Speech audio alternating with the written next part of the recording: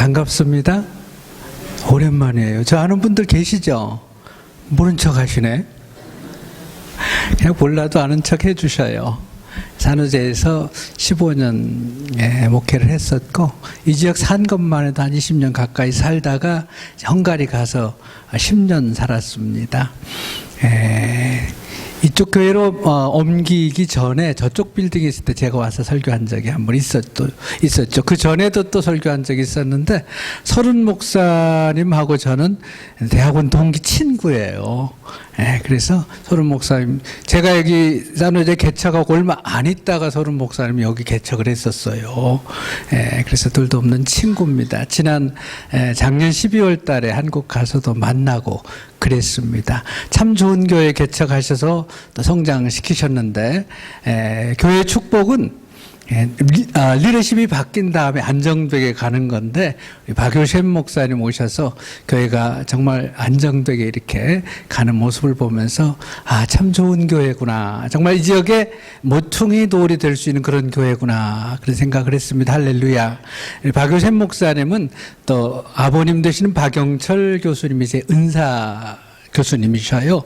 근데 처음으로 만났는데도 불구하고 강단을 허락해 주시고 이렇게 기회를 주셔서 대단히 감사합니다. 와보고 싶었었어요. 교회로 옮겼다고 해서. 와서 보니까 축복이네요. 할렐루야. 이렇게 좋은 교회 다니시면서도 축복이라고 생각 안 하신지 모르겠습니다. 엄청 배가 아파요.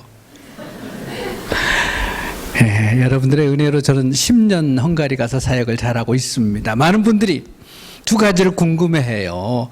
왜 여기서 목회 잘하다가 헝가리를 갔는가? 또 한 가지는 집시 선교가 도대체 뭔가? 잠깐 그 얘기하고 오늘 말씀 나누도록 그렇게 하겠습니다. 저는 1994년도에 산호제 지역에다 교회를 개척을 했어요.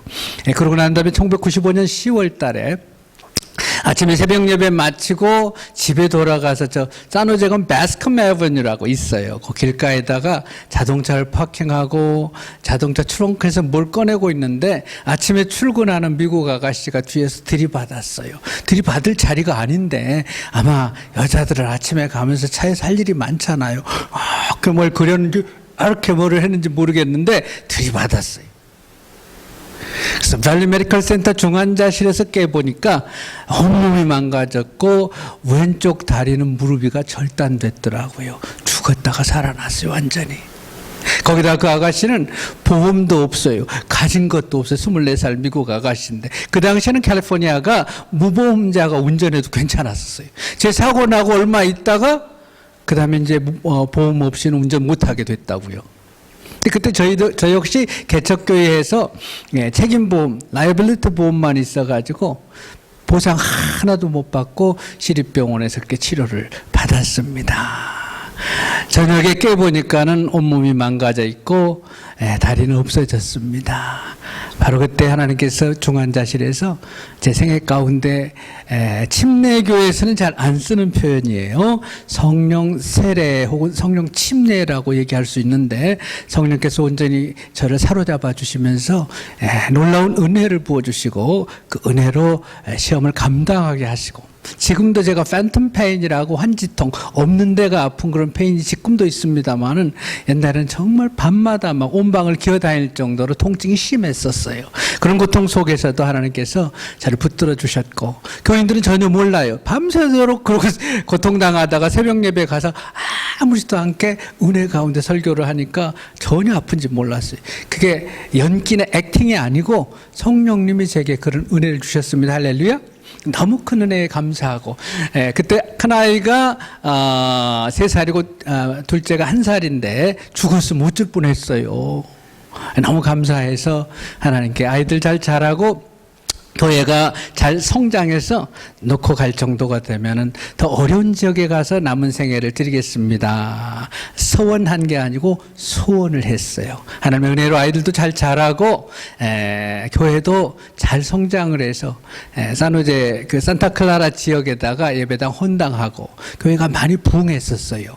이 교회 못지않게 저도 많이 부흥했었거든요. 근데 그때에 이제 갈 때가 됐구나 하는 마음을 주시고, 마침 그때에 헝가리 집시를 알게 됐었어요. 그래서 하나님의 특별하신 부르심을 느끼고 확신한 다음에 GMP 아메리카라고 하는 선교단체, 그리고 한국 침례교 총회 해외 선교부 FMB를 통해서 파송을 받고 2009년도에 헝가리로 부임을 했습니다. 싱가포르에 가서 선교사 훈련 받고요. 네, 집시가 뭔가 잠깐 말씀을 드릴게요. 집시가 뭐예요? 저도 잘 몰랐어요. 집시 그러면 그냥 떠돌아다닌 사람들, 뭐 히피라든지 홈레스 뭐 이런 사람들인 줄 알았어요. 그래서 사회 문화적인 집단으로 알았는데 사실 가서 보니까 집시는 하나의 민족, 종족이에요. 500년 전에 북인도에서 흘러서 발칸반도를 통해서 유럽에 들어온 인도 사람들입니다. 가서 보면은 까무잡잡하고 여기 인도 사람들하고 똑같아요. 팔로알토 인도 사람 많잖아요. 그리고 인도 사람하고 똑같이 생겼어요. 500년을 유럽에서 살았습니다. 그런데 500년 전에 유럽은 전부 백인들만 살았는데 까무잡잡한 사람들이 들어오니까 이집트, 아프리카, 이집트에서 온 줄 알고 이집션이라고 생각을 했어요. 그래서 이집션이라고 하는 말에서 집시라고 하는 말이 온 거예요. 그래서 이제 스페니쉬나 독일 쪽에서는 지고이네르, 치가느 이렇게 발음을 합니다. 다 이집션이란 뜻이에요. 아프리카에서 온 사람들인 줄 알아요. 그래서 인도 사람들입니다. 중요한 사실은 인도에서 온 하나의 종족이라는 겁니다. 선교의 단위는 종족별로 해요.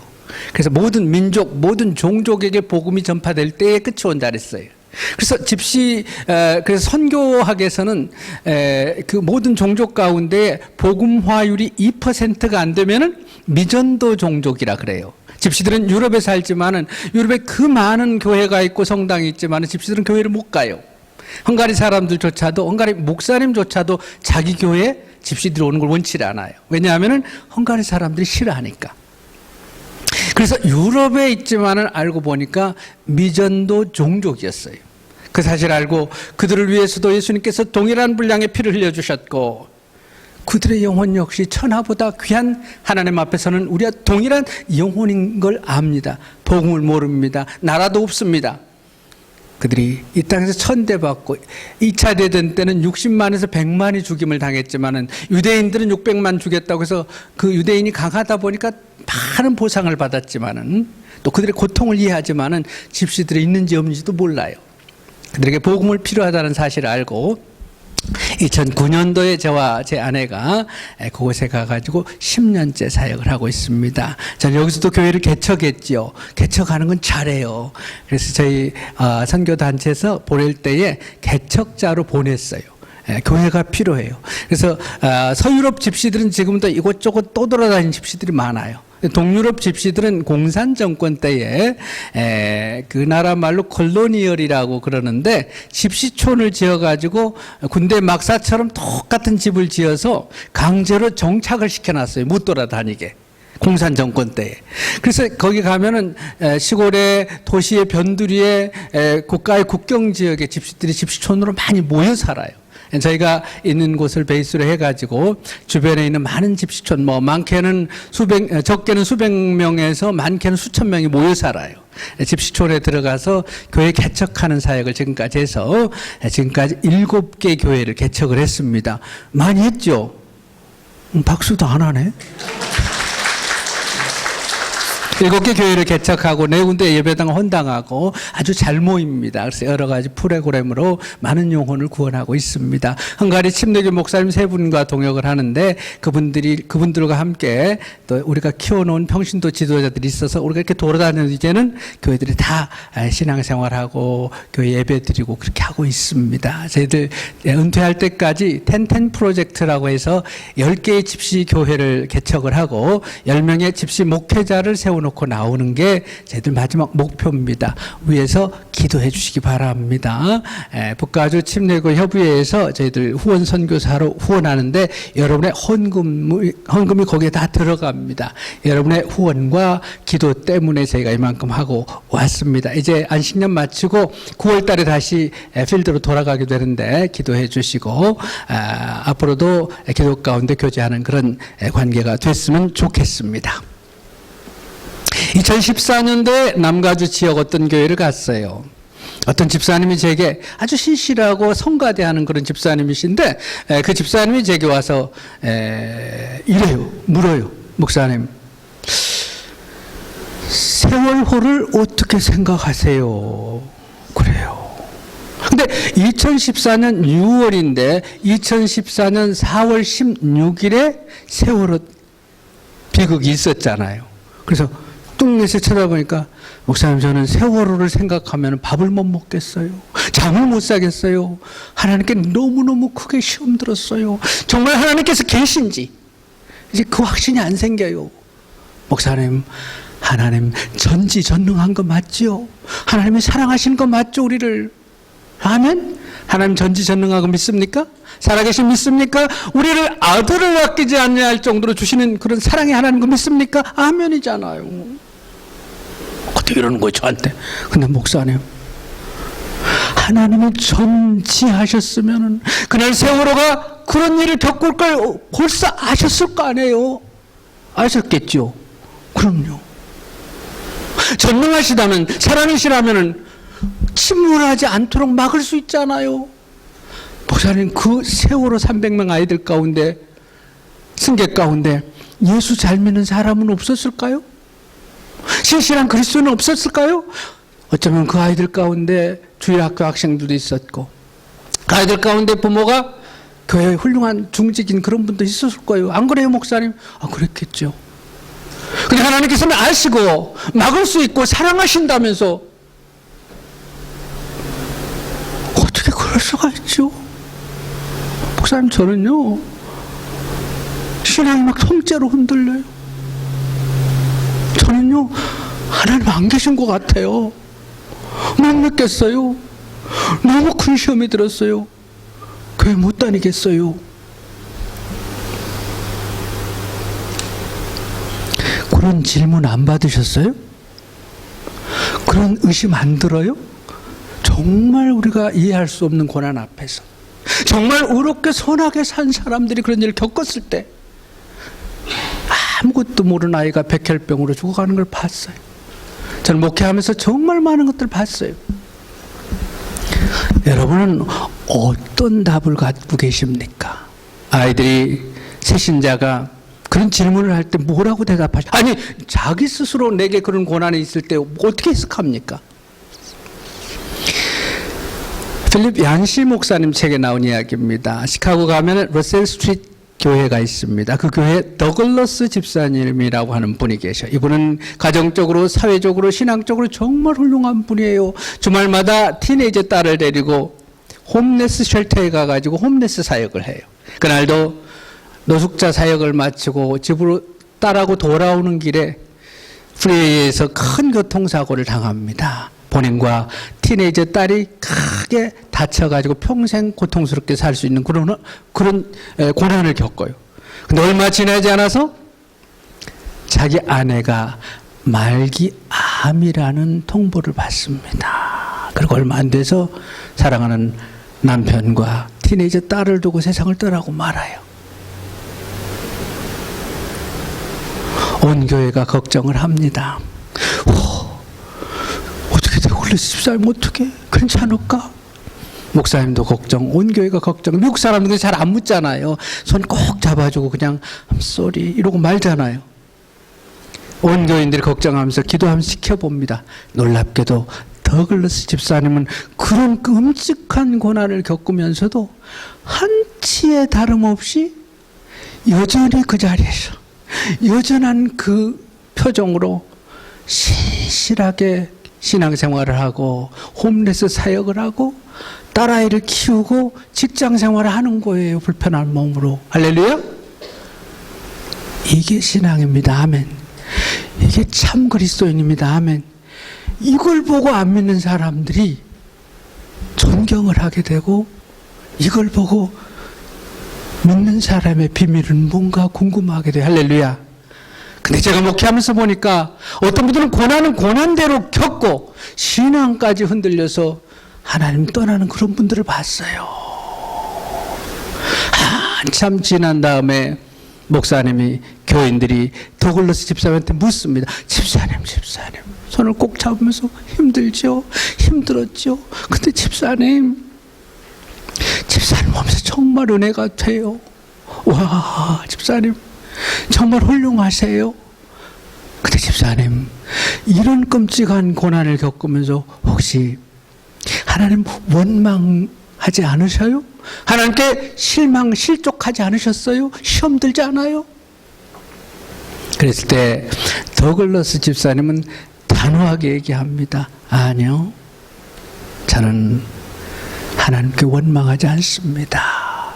하나님께 실족하지 않았습니다. 시험 들지 않습니다. 할렐루야. 왜냐하면 하나님과 삶은 다르기 때문입니다. 하나님께서 그러신 게 아니라 우리의 삶이, 인생이, 이 땅의 삶이 그런 겁니다. 하나님과 삶을 혼동하지 않는 것, 저는 이것을 알기 때문에 고난 속에서도 하나님 원망하지 않습니다. 할렐루야. 따라하셔요. 하나님과 삶. 중요한 주제지요.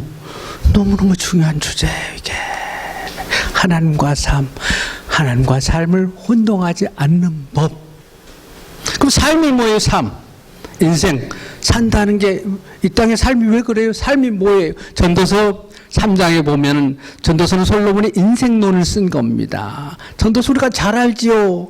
날 때가 있고, 죽을 때가 있고, 건강할 때가 있고, 병들 때가 있고, 잘 될 때가 있고, 안 될 때가 있고, 전쟁할 때고, 평화할 때가 있고, 싸울 때가 있고, 사랑할 때가 있고, 생로, 병사. 이게 뭐라고요? 이게 인생이다 그래요. 인정하지요? 알지요? 저도 60 넘어보니까 알겠어요. 인생 맞아요. 성경에는 기독교만의 독특한 진리인 특별 진리, 특별 계시도 있지만은 일반 진리가 많이 기록되어 있어요. 일반적인 진리들. 믿으나 믿지 않으나 사람이면 누구나 인정하고 따르고 믿을 수밖에 없는 그런 진리가 많은데 전도서는 일반 진리가 많이 기록되어 있어요. 특별히 지금 보신 전도서 3장에서는 인생이 무엇인가에 대한 일반 진리가 기록되어 있어요. 그래서 안 믿는 사람들은 이걸 너무너무 잘 알아요. 생로병사, 인생의 부조리, 그렇게 열심히 살아도 안 되고 그냥 대충 살아도 잘 되고 이상하잖아요. 그러니까 인생인 걸 알아요. 그래서 결혼식 할 때도 건강할 때나 슬플 때, 아플 때나 뭐 잘 될 때나 안 될 때나 검은 머리가 파프리카 될 때까지 살겠다고 그렇게 하잖아요. 일반 진리. 안 믿는 사람들은 인생이 이런 걸 너무 잘 알아요. 그래서 안 믿는 사람들은 사업하다 망하고 배신당하고 병들고 아프고 무슨 일 생기면은 그냥 받아들입니다. 그러면서 친구라고 가족들하고 술이나 한잔하면서 이야, 참 내 인생 이럴 줄 몰랐네. 아, 이 사람은 자네 한때 잘 나갔잖아. 어떻게 자네만 안 그래. 사람 살다 보면 그럴 수 있지. 그러죠. 그러고 받아들여요. 절대 안 믿는 사람들은 하나님 원망 안 해요.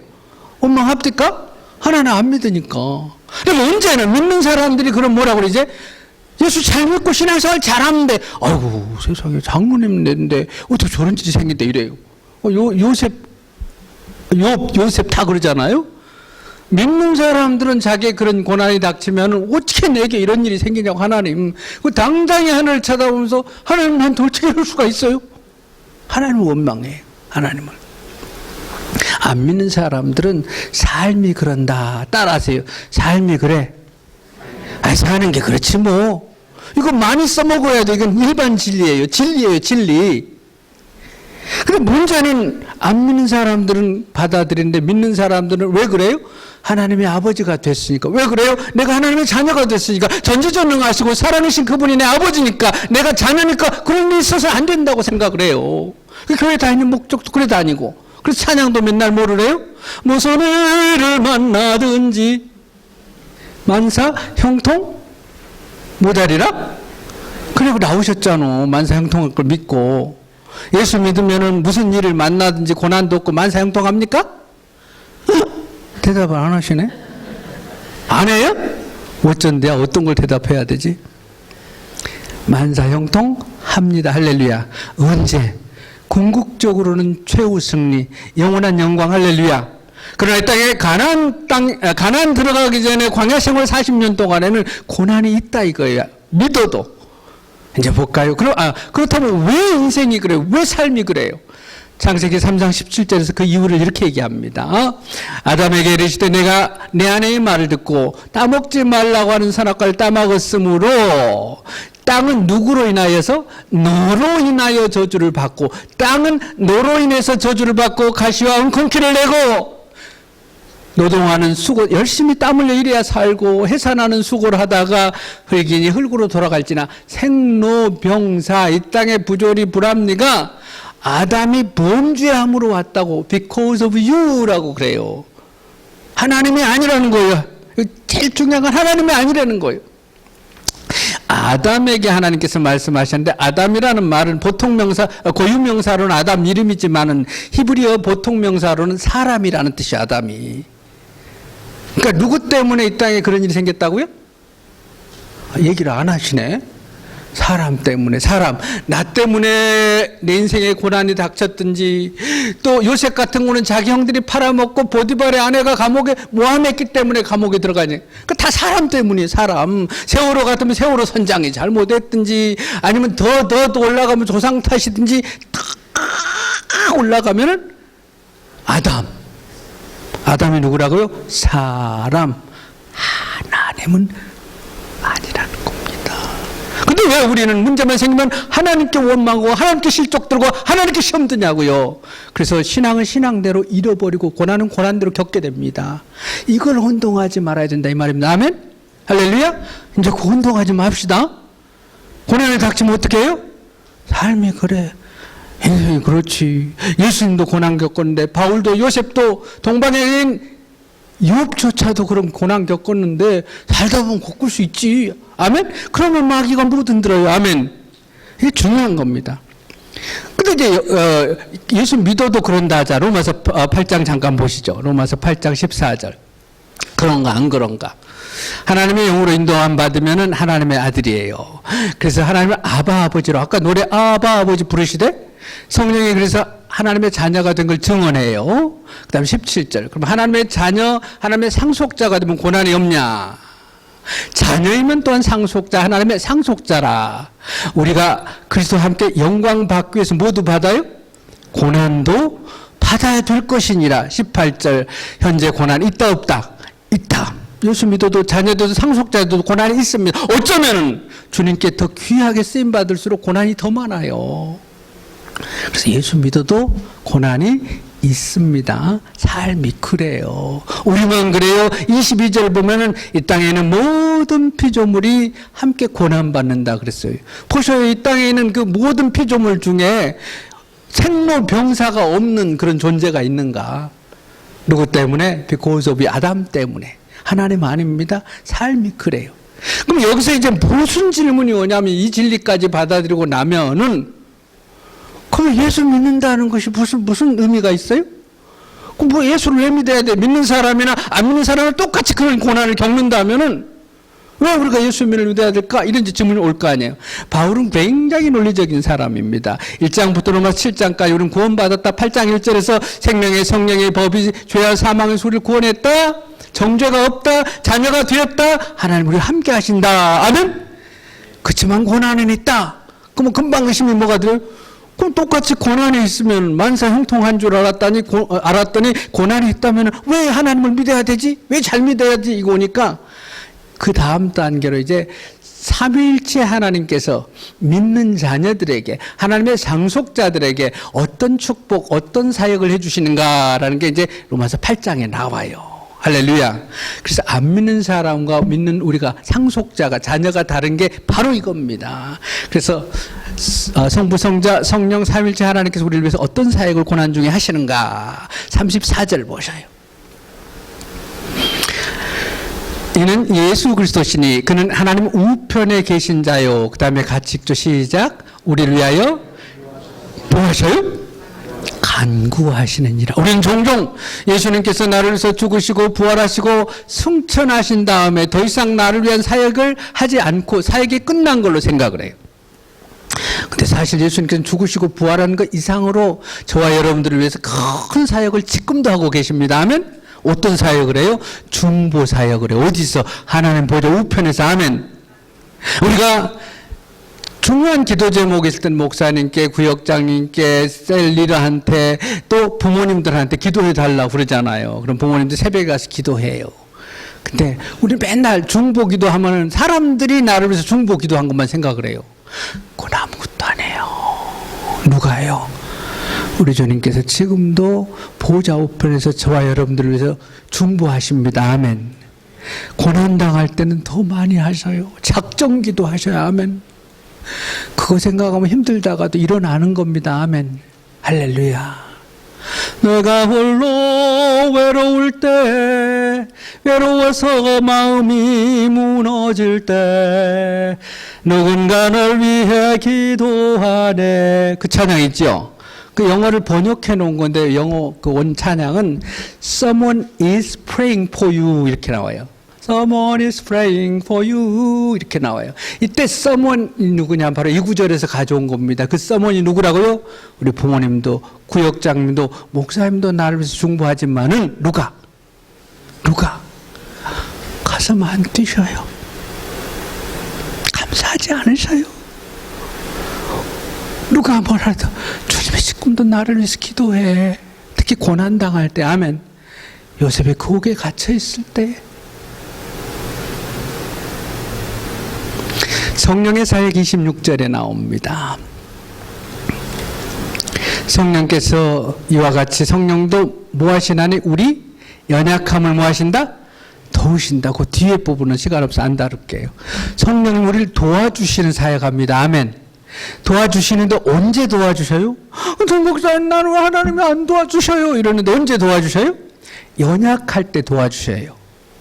그래서 그 연약함은 내가 연약할 때가 아니라 하나님 보실 때 연약할 때, 하나님의 도움이 필요할 때. 아멘. 그 아직 안 도와주시면 내가 견딜만 한 거야. 아멘.